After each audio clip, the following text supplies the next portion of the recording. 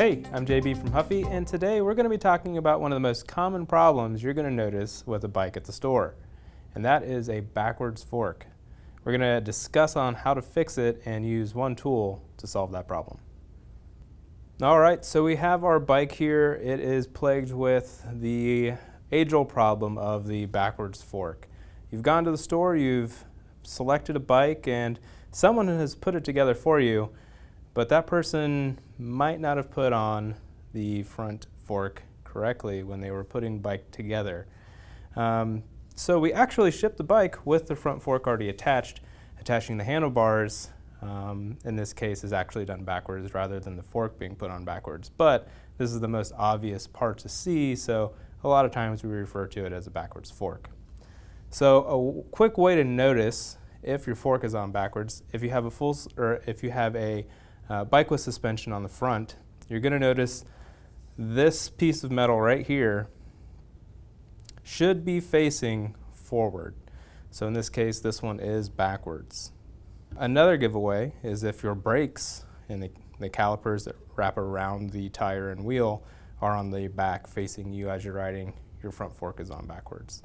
We're going to use a 6mm hex wrench and loosen up the bolt on the top here, twist it around to the correct position, realign our handlebars, and we'll be all set. So alright, let's start by loosening this 6mm here.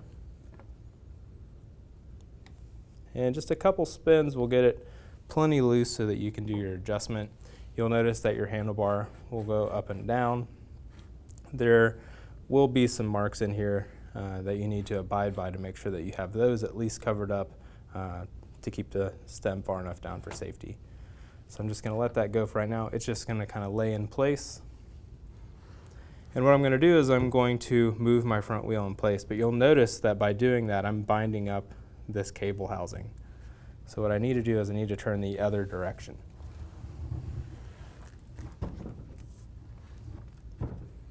Alright, so I'm going to move that housing so that it's in front now. I don't have any binding going on. My front fork is now facing the right direction. My handlebars can now be retightened. Now I'm standing next to this bike, but you may be standing above your bike, which will make it a little bit easier for you to adjust your handlebars so that your front wheel and your handlebars are aligned. So I'm just going to eyeball this here.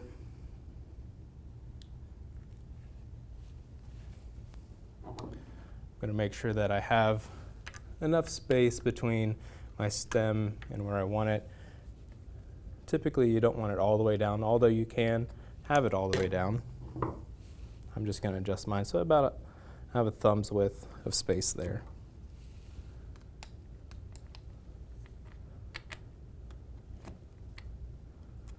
All right.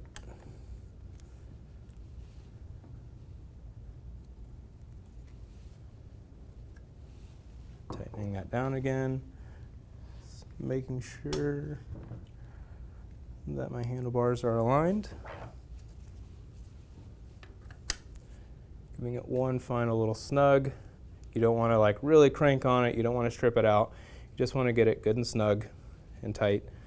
You don't want to be able to twist the wheel one way and the handlebar the other. You just want them to stay connected.